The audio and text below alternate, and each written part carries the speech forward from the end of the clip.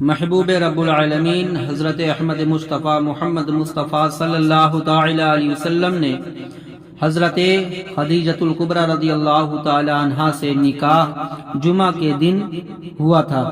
اس نکاح مبارک کی تفصیل شیخ امام اجل ابو نصر محمد بن عبد الرحمن حمدانی کی کتاب السبیعات کی مواعظ البریات میں جو مفصل ذکر ہے وہ آپ کے سامنے پیش کرتے ہیں۔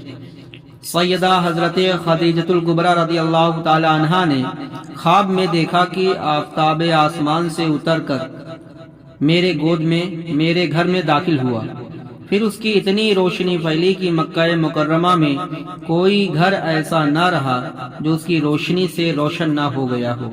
جب خواب سے بیدار ہوئی تو اپنے چچا جاد بھائی ورقہ بن نوفل سے اپنا خواب بیان کیا۔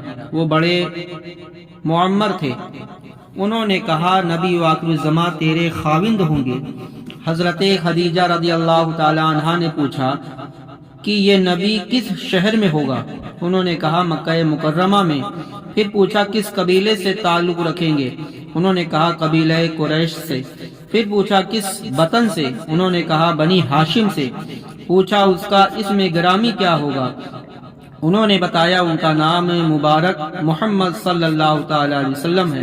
اس کے بعد حضرت خدیجہ رضی اللہ تعالی عنہا نے ہمیشہ اس انتظار میں رہی کہ کس طرف سے مجھ پر یہ سورج طلوع کرتا ہے۔ ایک روز سید العرب والعجم صلی اللہ تعالی علیہ وسلم اپنے چچا ابو طالب کے گھر کھانا تناول فرما رہے تھے۔ آپ کا چچا ابو طالب اور پھوپھی عاتکہ آپ کے حسن و اخلاق اور اچھی سیرت دیکھ کر آپس میں کہنے لگی کہ محمد صلی اللہ تعالی علیہ وسلم جوان ہو چکے ہیں، مگر ہمارے پاس اتنا مال نہیں کہ ہم ان کی شادی کر سکیں۔ یہی باتیں ہو رہی تھی کہ آپ کی پھوپھی عاتکہ نے کہا خدیجہ ایک ایسی عورت ہے جو شخص بھی اس کے کاروبار میں شرکت کرتا ہے اس کی معاشی حالت بہتر ہو جاتی ہے۔ اب اس کا ارادہ ہے کہ ملک شام کی طرف اپنا قافلہ روانہ کرے۔ ہم محمد صلی اللہ تعالی علیہ وسلم کو حضرت خدیجہ کے حوالے کریں تاکہ کچھ مال حاصل ہو جس سے ہم آپ کی شادی کا انتظام کر سکیں۔ انہوں نے سید العالمین صلی اللہ تعالی علیہ وسلم سے اس معاملہ میں مشورہ کیا تو حضور اقدس صلی اللہ تعالی علیہ وسلم نے اپنی راضی کا اظہار فرمایا۔ چنانچہ آپ کی پھوپھی عاتکہ حضرت خدیجہ کے پاس گئیں اور آپ نے ان کو مشورہ دیا، آگاہ کیا، کہا کہ تم محمد صلی اللہ تعالی علیہ وسلم کو بطور اجرت رکھ لو۔ حضرت خدیجہ رضی اللہ تعالیٰ عنہ یہ سن کر سوچ میں پڑ گئی اور دل میں کہا یہ میرے خواب کی تعبیر معلوم ہوتی ہے، کیونکہ ورقہ بن نوفل نے کہا تھا کہ تمہارا خاوند عرب سے ہوگا اور آپ عربی ہیں اور مکی ہاشمی بھی ہیں۔ نام مبارک بھی ان کا محمد صلی اللہ تعالی علیہ وسلم ہے، صاحب خلق عظیم بھی ہیں۔ خیال آیا کہ ابھی ان سے عقد کر لیں، مگر کسی مصلحت کے بنا پر رک گئی، یعنی ان کو تہمت لگنے کا خطرہ ہوا۔ دل میں کہا کہ ابھی ان کو بطور اجرت رکھ لیتی ہوں، پھر اللہ تعالیٰ کوئی ایسی صورت پیدا کر دے گا۔ حضرت خدیجہ رضی اللہ تعالی عنہا نے عاتکہ کو کہا میں اجرت پر مزدوری پر 20 دینار دیتی ہوں۔ محمد صلی اللہ تعالی علیہ وسلم کو 50 دینار دوں گی۔ عاتکہ خوشی خوشی واپس آئیں۔ ابو طالب کو سارا حال کہہ سنایا۔ انہوں نے حضور اقدس صلی اللہ تعالی علیہ وسلم کو کہا آپ خدیجہ کے پاس تشریف لے جائیں اور ان کے مرضی کے مطابق کام کریں۔ سرکار مدینہ صلی اللہ تعالی علیہ وسلم حضرت خدیجہ رضی اللہ تعالی عنہ کے گھر تشریف لے گئے، مگر طبیعت اداس تھی اور آنکھوں سے آنسو جاری تھے۔ ادھر قافلہ کی روانگی کا وقت آیا۔ میسرہ جو خدیجہ کا غلام اور امیر قافلہ تھا حضور اقدس صلی اللہ تعالی علیہ وسلم کو کہا آپ اونٹوں کی قطار کی باغ پکڑ لیں اور شام کی طرف چلیں۔ چنانچہ یہ قافلہ مکہ مکرمہ سے روانہ ہو گیا۔ اللہ تعالی نے ایک سفید بادل بھیجی جو امام الانبیاء صلی اللہ تعالی علیہ وسلم پر سایہ کرتی تھی۔ خدیجہ رضی اللہ تعالی عنہا نے اپنے غلام میسرہ کو تاکید کر دی تھی کہ وہ محمد صلی اللہ تعالی علیہ وسلم کو بہترین کپڑے پہناؤ اور بہترین سواری پر سوار کرو۔ چنانچہ میسرہ نے اپنے مالکہ کے حکم کے مطابق ایسا ہی کیا۔ حبیب خدا صلی اللہ تعالی علیہ وسلم اونٹ پر سوار ہیں اور بدلی سایہ کرتا ہے، ٹھنڈی ہوا پنکھا ہلاتی ہے۔ جب قافلہ ایک راہب کے عبادت خانہ کے قریب پہنچا جو راستے میں تھا، قافلہ ایک درخت کے نیچے ٹھہرا۔ جب راہب اپنی عبادت خانہ سے باہر نکلا تو دیکھا کہ حضور اقدس صلی اللہ تعالی علیہ وسلم پر بادل سایہ کیے ہوئے ہیں۔ راہب سمجھ گیا بے شک یہ شخص نبی ہے۔ اس نے قافلہ کی دعوت کی تاکہ صاحب کرامت شخص کا پتہ چلے۔ اہل قافلہ راہب کے عبادت خانے میں کھانے کے لیے چلے گئے، مگر جو مقصود تھا یعنی حضور اقدس صلی اللہ تعالی علیہ وسلم، اس کو سواریوں اور اسباب کی حفاظت کے لیے چھوڑ گئے۔ جب راہب نے عبادت خانے سے باہر نکل کر دیکھا تو بادل کا سایہ اسی جگہ قائم ہے۔ مہمانوں سے دریافت کیا کہ کیا تمہارا کوئی آدمی اسباب کے پاس تو نہیں ہے؟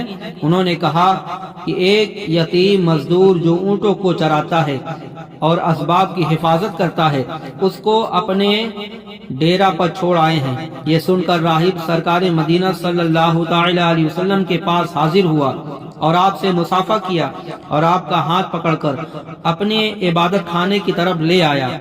جب حضور اکرم صلی اللہ تعالی علیہ وسلم وہاں سے چلے تو راہب نے دیکھا کہ بادل بھی آپ کے ساتھ چل رہا ہے۔ جب عبادت خانہ میں آپ داخل ہوئے اور کھانا کھانے کے لیے دسترخوان پر بیٹھے تو راہب نے دیکھا کہ بادل عبادت خانہ کے دروازے پر کھڑا ہے۔ راہب نے آپ سے دریافت کیا کہ آپ کس شہر کے رہنے والے ہیں؟ آپ نے فرمایا مکہ کے رہنے والے ہیں۔ کہا کس قبیلے سے تعلق رکھتے ہو؟ فرمایا قبیلہ قریش سے۔ پھر پوچھا قریش کی کون سی شاخ سے؟ فرمایا بنی ہاشم سے۔ پھر اس نے آپ کا نام مبارک پوچھا، فرمایا میرا اسم گرامی محمد صلی اللہ تعالی علیہ وسلم ہے۔ راہب نے آپ کے پاؤں مبارک پر گر پڑا اور آپ کی آنکھوں کے درمیان بوسہ دیا اور دل و جان سے پڑھا لا الہ الا اللہ محمد رسول اللہ صلی اللہ تعالی علیہ وسلم۔ راہب نے کہا ذرا ایک اور نشانی بھی دکھلا دیجئے تاکہ یقین میں اضافہ ہو۔ آپ نے پوچھا وہ کون سی؟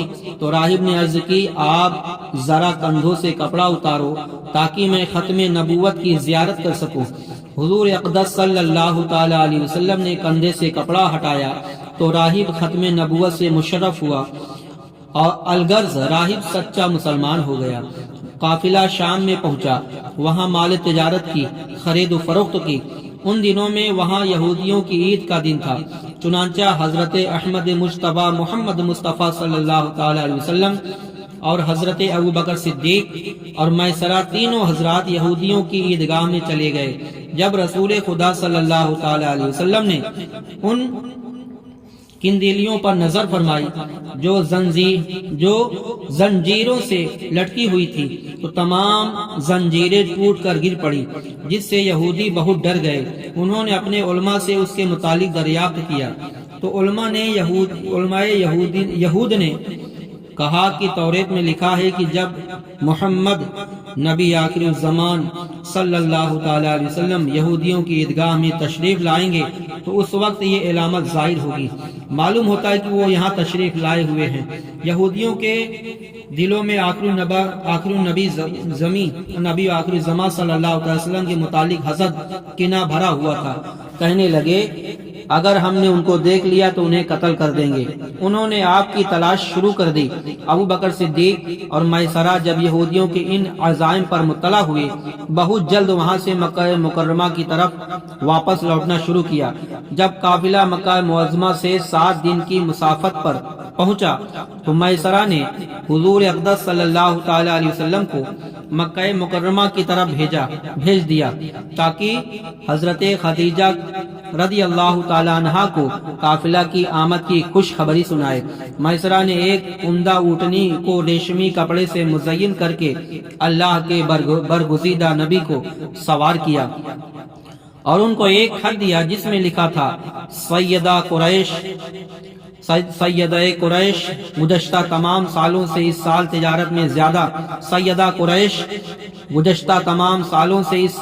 تجارت میں زیادہ نفع ہوا ہے۔ سرکار اونٹنی پر سوار مکہ مکرمہ کی طرف رواں دواں ہیں۔ حکم الہی ہوا، اے جبرائیل میرے محبوب کی اونٹنی کے قدموں کے نیچے کی زمین لپیٹ دو۔ اے اسرافیل تم ان کے دائیں بائیں طرف اور میکائیل آپ ان کے بائیں طرف چلو۔ اے اسرافیل تم دائیں طرف، اے میکائیل ان کے بائیں طرف جانب محافظ بن جاؤ۔ اے بادل تم میرے حبیب پر سایہ کرو۔ اللہ تعالی نے اپنے محبوب پر نیند سوار کر دی اور سرکار سو گئے۔ قدرت الہی سے تھوڑے سے وقت میں آپ مکہ مکرمہ کی سرزمین میں داخل ہو گئے۔ اس وقت حضرت خدیجہ رضی اللہ تعالی عنہ اپنی باندیوں کے ساتھ بالا خانہ پر تشریف رکھتی تھی۔ جب انہوں نے شام کی طرف نظر کی تو دیکھا کہ ایک اونٹنی سوار آ رہا ہے جس کے سر پر بادل نے سایہ کیا ہوا ہے۔ حضرت خدیجہ رضی اللہ تعالی عنہا نے اپنی لونڈیوں سے پوچھا کہ تم اس اونٹنی سوار کو جانتی ہو جو تشریف لا رہا ہے؟ تو ایک باندی نے کہا، یہ محمد امین ہیں کہ مشابہ معلوم ہوتے ہیں۔ حضرت خدیجہ نے فرمایا، اگر وہ محمد امین ہوں گے تو میں نے ان کی آمد کی خوشی میں تم سب کو آزاد کر دیا۔ اتنے میں اللہ کے حبیب خدا صلی اللہ تعالی علیہ وسلم حضرت خدیجہ رضی اللہ تعالی عنہ کے دروازے کے قریب پہنچ گئے۔ حضرت خدیجہ رضی اللہ تعالی عنہ نے آپ کا استقبال کیا اور خیر مقدم کیا اور کہا، جس اونٹنی پر آپ سوار ہو کر آئے ہیں میں نے اسے آپ کو بطور ہبہ دے دی۔ محبوب رب العالمین صلی اللہ تعالی علیہ وسلم اپنے چچا کے گھر تشریف لے گئے۔ چند روز کے بعد آپ حضرت خدیجہ رضی اللہ تعالی عنہ کے مکان پر تشریف لائے۔ حضرت خدیجہ رضی اللہ تعالی عنہ آپ کی آمد کا سبب دریافت کیا تو فرمایا، مجھے چچا اور پھوپھی نے اجرت لینے کے لیے بھیجا ہے، ان کا ارادہ ہے کہ وہ میری شادی کریں۔ یہ کہا اور شرم و حیا سے اپنا سر جھکا دیا۔ حضرت خدیجہ رضی اللہ تعالی عنہ نے کہا، اے محمد صلی اللہ علیہ وسلم یہ اجرت بہت تھوڑی ہے، لیکن اگر آپ چاہیں تو میں آپ کا نکاح ایک ایسی عورت سے کرا دوں جو شریف ہے، مالدار بھی ہے۔ عرب و عجم کے عمرا اس سے نکاح کرنے کی خواہش رکھتے ہیں مگر وہ نہیں مانتی۔ اگر کہو تو اس کے ساتھ تمہارا نکاح کی کوشش کروں، البتہ اس میں ایک عیب ضرور ہے کہ پہلے اس کا خاوند گزر چکا ہے۔ اگر آپ اسے قبول کریں تو آپ کے عمر بھر خادمہ رہے گی۔ حضور اقدس صلی اللہ تعالی علیہ وسلم نے کسی بات کا جواب دیے بغیر واپس پھوپھی کے گھر تشریف لے گئے اور جو کچھ خدیجہ نے آپ سے کہا تھا وہ پھوپھی کو سنا دیا۔ انہوں نے خدیجہ رضی اللہ تعالی عنہ کی باتوں کو مسخری اور استہزاء پر محمول کیا۔ چنانچہ آپ کی پھوپھی حضرت خدیجہ کے پاس گئی اور کہا، اگر تو صاحب مال و نسب ہے تو ہم بھی بہترین حسب و نسب کے مالک ہیں، تو نے میرے بھتیجے سے استہزاء کیوں کیا؟ خدیجہ رضی اللہ تعالی نے معذرت کرتے ہوئے کہا کہ تمہارے نسب میں کون استہزاء کر سکتا ہے، لیکن حقیقت یہ ہے کہ میں نے اپنے آپ کو محمد صلی اللہ تعالی علیہ وسلم پر پیش کیا تھا۔ اگر آپ مجھے قبول کر لیں تو میں ان کے ساتھ نکاح کر لوں، ورنہ کسی سے بھی نکاح کروں گی۔ آپ کی پھوپھی حضرت عاتقہ نے کہا، کیا اس کا علم تیرے چچا زاد بھائی ورقہ بن نوفل کو بھی ہے؟ انہوں نے کہا، نہیں، لیکن تم اپنے بھائی ابو طالب کو کہو کہ ایک ضیافت کرے اور ورقہ بن نوفل کو اس میں دعوت دے، اس دعوت میں ان سے میرا رشتہ مانگا کر طلب کرے۔ حضرت عاتقہ واپس آ گئی، ابو طالب کو ساری کہانی سنائی۔ انہوں نے ضیافت کی، اس میں ورقہ بن نوفل کو دعوت دی اور ان سے خدیجہ رضی اللہ تعالی عنہ کا رشتہ طلب کیا تو انہوں نے کہا، مجھے پسند ہے مگر اس سے مشورہ کرنے دو۔ چنانچہ وہ حضرت خدیجہ رضی اللہ تعالی عنہا کے گھر گئے اور اس معاملے میں ان سے مشورہ کیا۔ حضرت خدیجہ نے کہا میں محمد صلی اللہ تعالی علیہ وسلم کی بات کو رد نہیں کر سکتی، جبکہ وہ صاحب امانت اور دیانت اور صاحب حسن و جمال حسب و نسب ہیں۔ ورقہ بن نوفل نے کہا یہ بات تو ٹھیک ہے مگر ان کے پاس مال نہیں ہے۔ حضرت خدیجہ نے کہا مجھے مال کی ضرورت نہیں، میرے پاس بے شمار مال ہے، میں تم کو اپنے نکاح کا وکیل بناتی ہوں کہ تم محمد صلی اللہ تعالی علیہ وسلم سے میرا نکاح کر دو۔ ورقہ بن نوفل ابو طالب کے گھر گئے اور خطبہ پڑھ کر سرکار مدینہ کا نکاح حضرت خدیجہ کے ساتھ کر دیا۔ ورقہ بن نوفل نے حضور اقدس صلی اللہ تعالی علیہ وسلم سے عرض کی آپ میرے ساتھ خدیجہ کے گھر چلو۔ چنانچہ حضور اقدس صلی اللہ تعالی علیہ وسلم حضرت ابوبکر صدیق کے ہمراہ حضرت خدیجہ کے گھر تشریف لے گئے۔ حضرت خدیجہ نے دروازے پر 100 غلام استقبال کے لیے کھڑے کیے ہوئے تھے، جن کے ہاتھوں میں موتیوں اور یاقوت زبرجد سے بھرے طباق تھے۔ جب شہنشاہ دو عالم صلی اللہ علیہ وسلم وہاں پہنچے تو غلاموں نے سب طبق آپ پر نچھاور کر دیے۔ جب گھر میں داخل ہوئے تو آپ کے لیے دسترخوان بچھایا گیا جس پر لذیذ رنگ برنگ کے کھانے موجود تھے۔ چنانچہ دونوں حضرات نے کھانا تناول فرمایا۔ صدیق اکبر رضی اللہ تعالی عنہ تو کھانا کھا کر چلے گئے۔ حضرت خدیجہ رضی اللہ تعالی عنہ نے حضور اقدس صلی اللہ علیہ وسلم کی خدمت میں حاضر ہو کر عرض کیا یا محمد صلی اللہ علیہ وسلم میرا تمام مال، نقد و جنس، جائیداد، محلات، باندیاں اور غلام سب کے سب آپ کے ہیں۔ اللہ تعالیٰ فرماتا ہے وَوَجَدَكَ عَائِلًا فَأَغْنَىٰ، یعنی آپ فقیر تھے، مال خدیجہ سے آپ کو غنی کر دیا۔ کہا جاتا ہے کہ خدیجہ رضی اللہ تعالی عنہ نکاح کے بعد 40 سال 5 ماہ 8 دن سید العالمین صلی اللہ علیہ وسلم کے ساتھ تھی۔ میرے آقا تو پہلے ہی سے غنی تھے، 15 برس وحی قبل، باقی وحی کے بعد ان سے 7 بچے پیدا ہوئے، 3 شہزادے اور 4 صاحبزادیاں، فاطمہ، زینب، رقیہ، ام کلثوم، یہ 4 صاحبزادیاں ہیں۔ حضرت فاطمہ کا نکاح سیدنا حضرت مولا علی شیر خدا کے ساتھ، حضرت زینب کا نکاح ابو العاص کے ساتھ، حضرت ام کلثوم کا نکاح حضرت عثمان بن عفان کے ساتھ۔ جب حضرت ام کلثوم رحلت فرما گئی، انتقال فرما گئی، تو رقیہ کا بھی نکاح حضرت عثمان غنی رضی اللہ تعالیٰ عنہ کے ساتھ ہوا۔ یہ سب نکاح بروز جمعہ کے دن ہوا۔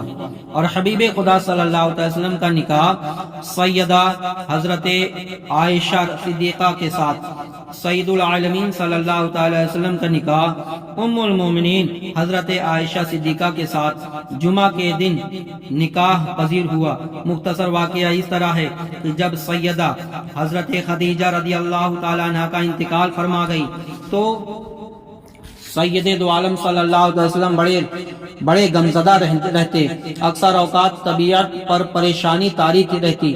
اللہ کریم نے اس غم کو مسرت میں تبدیل کرنے کے لیے حضرت جبریل کو جنت کا ایک کاغذ دے کر آپ کی خدمت عالیہ میں بھیجا، جس پر سیدہ عائشہ رضی اللہ تعالی عنہ کی تصویر منقوش تھی۔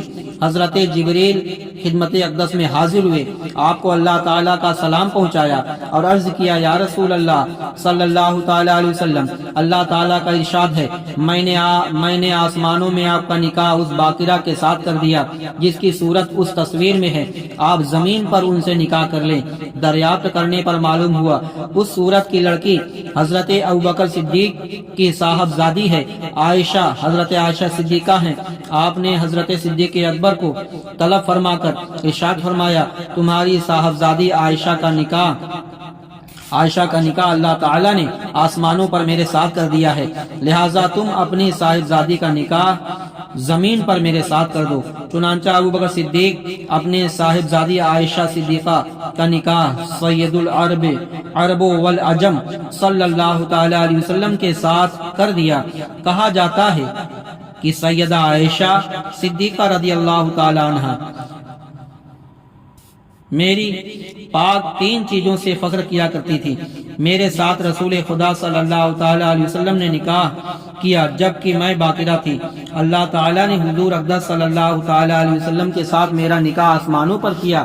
اللہ تعالیٰ نے میری برات میں آیت نازل فرمائی اور بہتان باندھنے والوں پر لعنت فرمائی، جیسا کہ ارشاد باری تعالیٰ ہے سورہ نور 18 پارہ بسم اللہ الرحمن الرحیم ان الذین یرمون المحصنات الغافلات لعنوا فی الدنیا والآخرہ ولہم عذاب عظیم یوم تشہد علیہم السنتهم وأيديهم وأرجلهم بما كانوا يعملون۔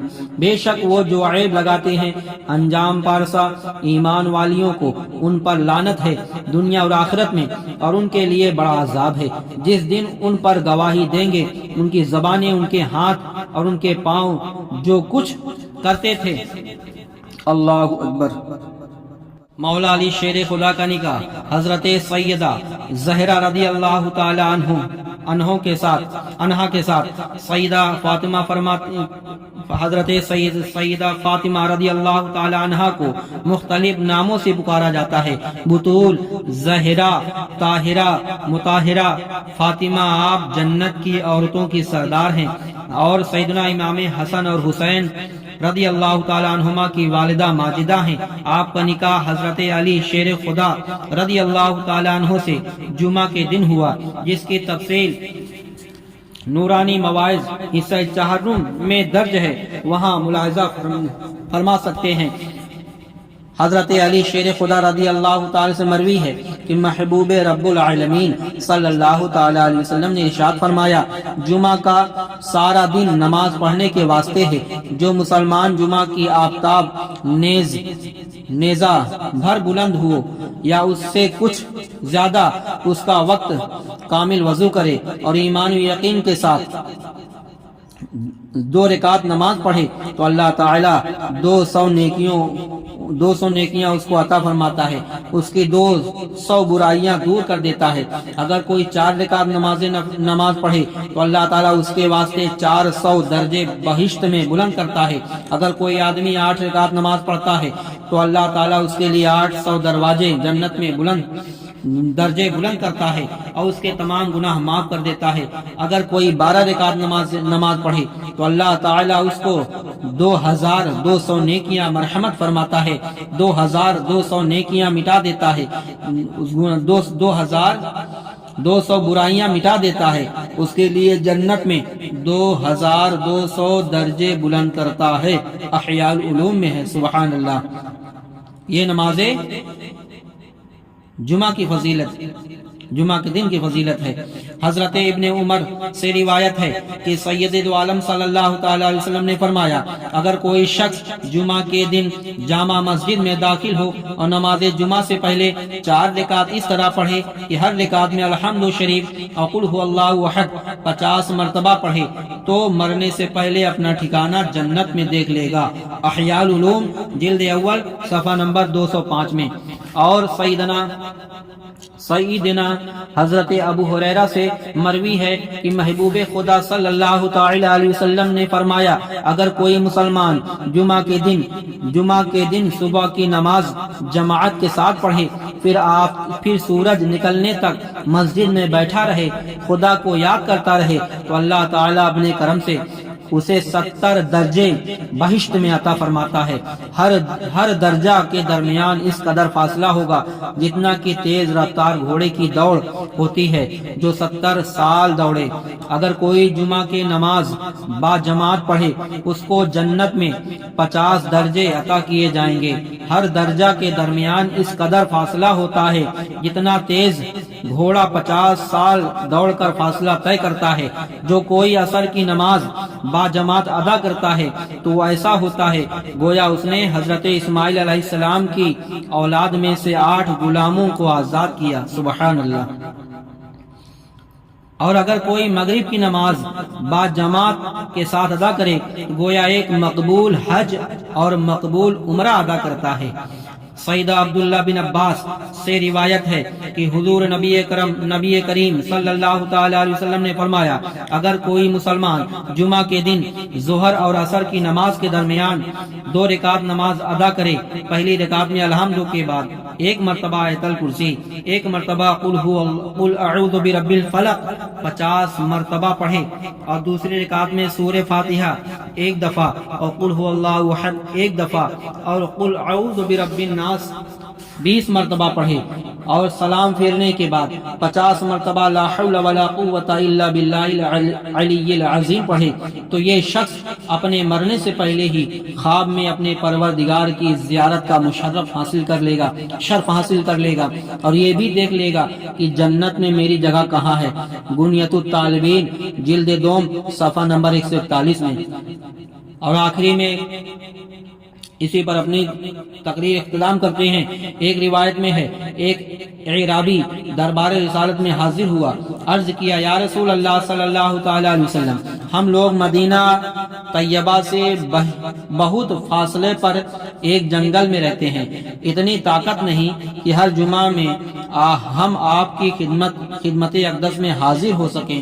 آپ مجھے کوئی ایسی تدبیر بتا دیں کہ میں اپنی قوم میں جمعہ کی فضیلت اور جماعت کی حاضری کی بزرگی حاصل کر سکوں، اپنی قوم کے لوگوں کو بھی اس سے خبردار کروں۔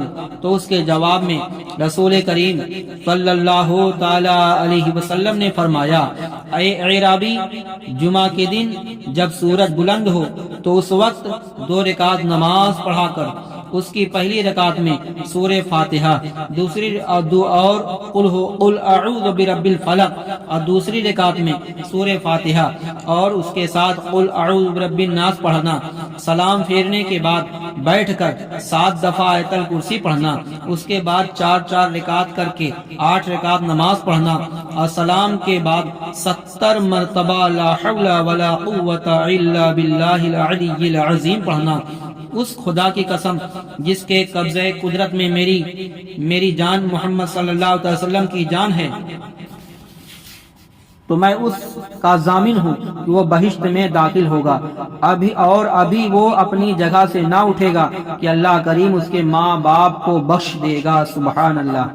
جبکہ وہ مسلمان ہوں گے، اور عرش کے نیچے سے ایک پکارنے والا یہ صدا دے گا، جس قدر تو نے پہلے گناہ کیے تھے وہ سب بخش دیے گئے، اور اب نئے سرے سے عمل شروع کر۔ آپ نے اس نماز کی بڑی فضیلت بیان فرمائی ہے۔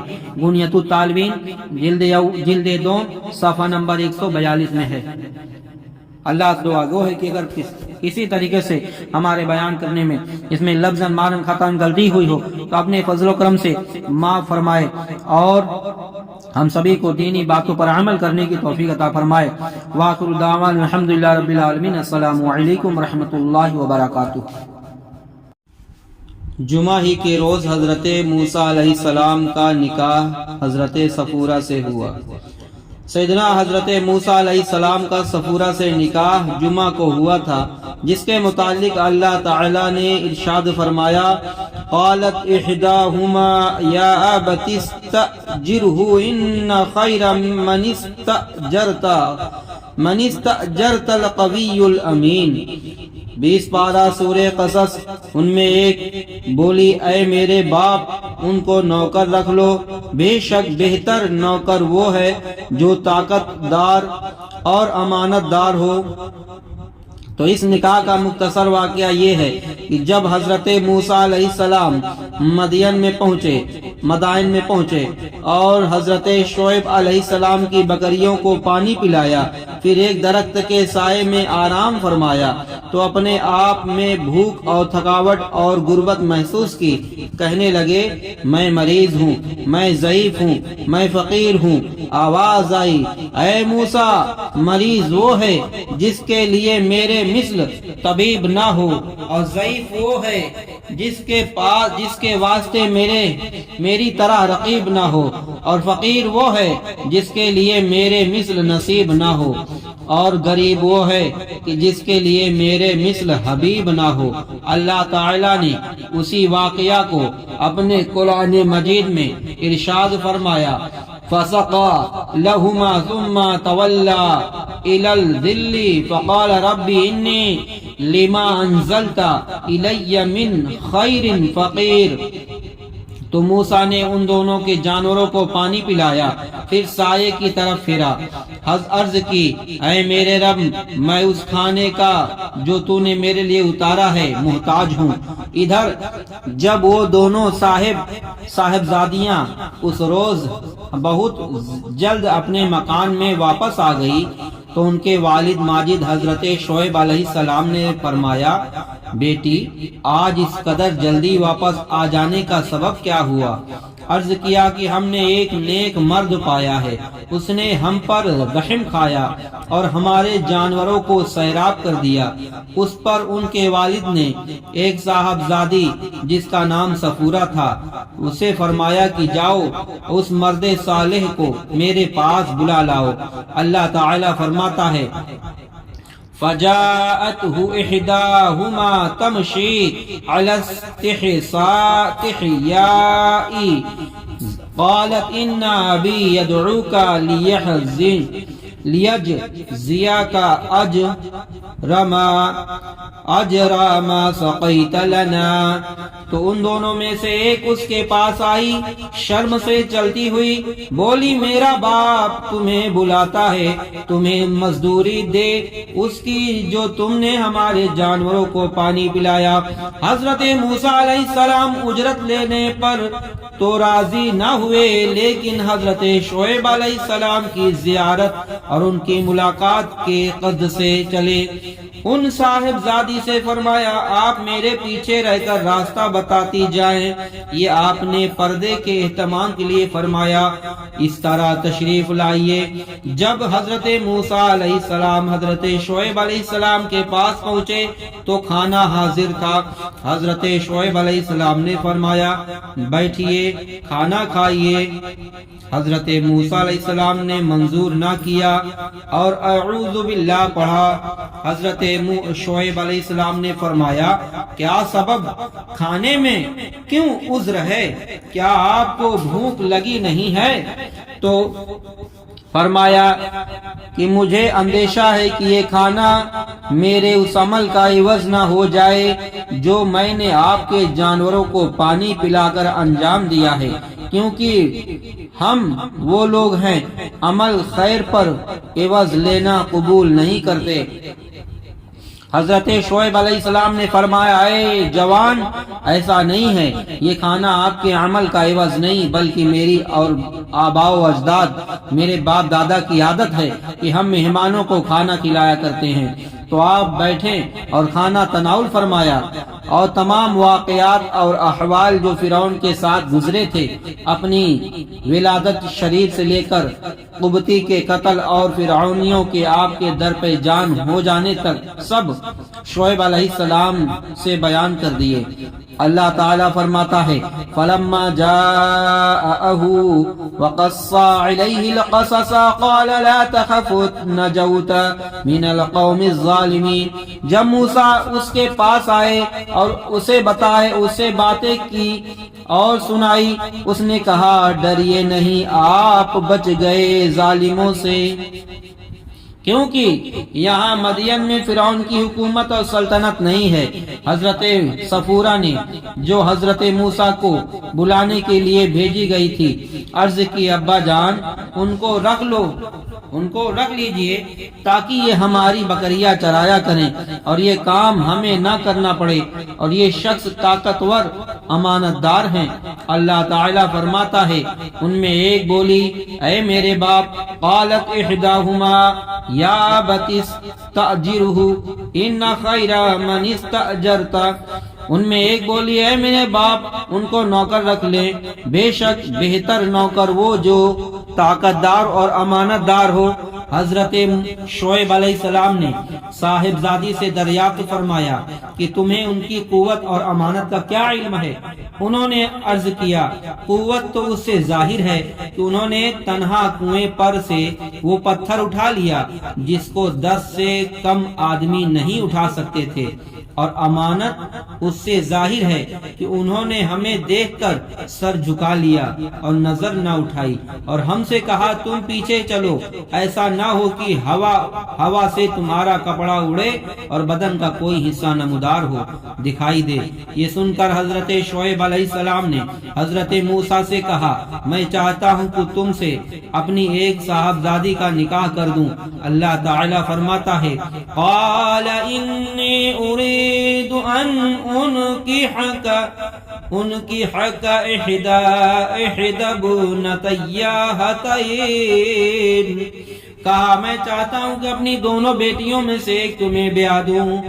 موسیٰ علیہ السلام نے فرمایا مجھے مہر کی طاقت نہیں، تو حضرت شعیب علیہ السلام نے کہا علی ان تأجرنی تمثنی حجج، یعنی مہر یہ ہے کہ 8 سال میری ہی ملازمت کرو۔ موسیٰ علیہ السلام نے منظور کر لیا۔ شعیب علیہ السلام نے اپنے گاؤں والوں کو بلایا، اپنی لڑکی کا نکاح حضرت موسیٰ سے کر کے اس کو ان کے سپرد کر دیا۔ یہ واقعہ بروز جمعہ پیش آیا۔ درود پاک پڑھیں اللہم صلی علی سیدنا مولانا محمد وبارک وسلم صلاۃ و سلام علیک یا رسول اللہ صلی اللہ علیہ وسلم۔ جب شعیب علیہ السلام نے موسیٰ علیہ السلام کی دیانت اور امانت کا ملاحظہ فرمایا تو ان کے صلہ دینے کی جلدی کی اور کہا میں چاہتا ہوں کہ اپنے صاحبزادی کا نکاح تم سے کر دوں۔ اللہ تعالیٰ جب اپنے بندوں کی نیکی اور تقوی اور ایمان جانتا ہے تو ان کو صلہ دیتا ہے۔ ان اللہ اشترى من المؤمنین انفسهم واموالهم بان لهم الجنہ، اللہ تعالیٰ جو ہر شے کا مالک ہے پھر بھی بطور کرم فرماتا ہے میں نے جنت کے بدلے ایمان والوں کی جانیں اور مال خرید لیے۔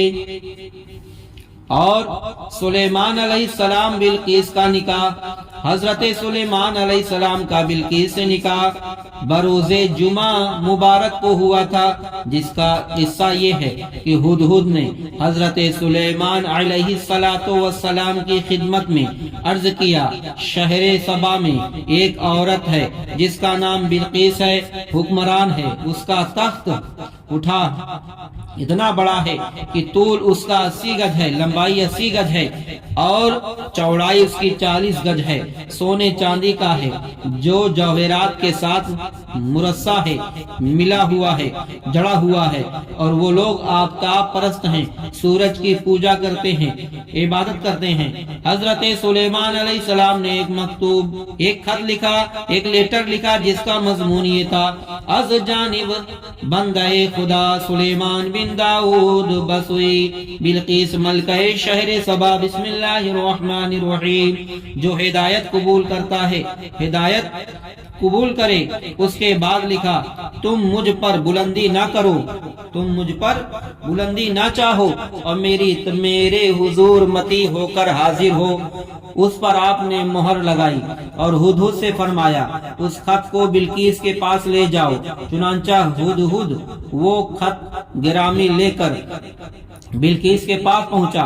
اس وقت بلقیس کے ارد گرد اس کے اعیان اور وزراء کا مجمع تھا اور ہدہد نے وہ مکتوب بلقیس کی گود میں ڈال دیا۔ وہ اس کو دیکھ کر خوف سے لرز گئی اور پھر اس مہر کو دیکھ کر کہا اے سرداروں، میری طرف ایک عزت والا خط ڈالا گیا ہے، وہ سلیمان کی طرف سے ہے اور وہ اللہ کے نیک نام سے ہے جو نہایت مہربان رحم کرنے والا ہے۔ اس میں لکھا گیا ہے مجھ پر بلندی نہ چاہو اور متی ہو کر میرے حضور حاضر ہو۔ اللہ تعالیٰ فرماتا ہے قالت یا ایھا الملأ انی القی الیک کتاب کریم انه من سلیمان وانه بسم اللہ الرحمن الرحیم الا تعلم علی رأقونی سلیمان۔ مسلمین 19 سورہ نمل، ترجمہ کنز ایمان۔ وہ عورت بولی اے میرے سرداروں، بے شک میری طرف ایک عزت والا خط ڈالا گیا ہے، بے شک وہ سلیمان کی طرف سے ہے، بے شک وہ اللہ تعالیٰ کے ناموں میں سے ہے جو نہایت مہربان رحم والا ہے۔ یہ مجھ پر بلندی نہ چاہو اگر گردن رکھتے ہوئے میرے حضور حاضر ہو، یعنی سر جھکائے ہوئے۔ بلقیس نے خط کا مضمون سنا کر اپنے اعیان و دولت کی طرف متوجہ ہو کر کہا، اب بتاؤ تمہاری اس معاملے میں کیا رائے ہے؟ انہوں نے کہا، اگر تیری رائے جنگ کی ہو تو ہم لوگ اس کے لیے تیار ہیں، بہادر اور شجاع ہیں اور صاحب قوت و طاقتور ہیں، توانائی ہیں، کثیر فوج رکھتے ہیں۔ اے ملکہ ہم تیرے حکم کے منتظر ہیں۔ جب بلقیس نے دیکھا کہ لوگ جنگ کی طرف مائل ہیں تو اس نے انہیں ان کی رائے کی خطا پر آگاہ کیا اور جنگ کے نتائج سامنے کیے کہ جنگ مناسب نہیں، اس میں ملک اور اہل ملک کی تباہی بربادی کا خطرہ ہے۔ اس کے بعد اس نے اپنی رائے کا اظہار کرتے ہوئے کہا، ہم اس کی طرف ہدیہ بھیجیں، اس سے معلوم ہو جائے گا کہ وہ بادشاہ ہے یا نبی، کیونکہ بادشاہ احترام کے ہدیہ قبول کرتے ہیں۔ اگر وہ بادشاہ ہے تو ہدیہ قبول کر لیں گے، اگر نبی ہیں تو ہدیہ قبول نہ کریں گے، اور سوائے اس کے کہ ہم ان کے دین کا اتباع کریں وہ کسی بات سے راضی نہ ہوں گے۔ تو اس نے 500 غلام اور 500 باندیاں بہترین لباس اور زیوروں کے ساتھ آراستہ کر کے زرنگار زینوں پر سوار کر کے بھیجے، اور 500 سونے کی اینٹیں اور جواہر سے مرصع تاج اور مشک و عنبر وغیرہ وغیرہ مائع خط کے اپنے قاصد کے ساتھ روانہ کیا۔ ہدہد یہ دیکھ کر چل دیا۔ اس نے سلیمان علیہ السلام کے پاس یہ سب خبر پہنچائی۔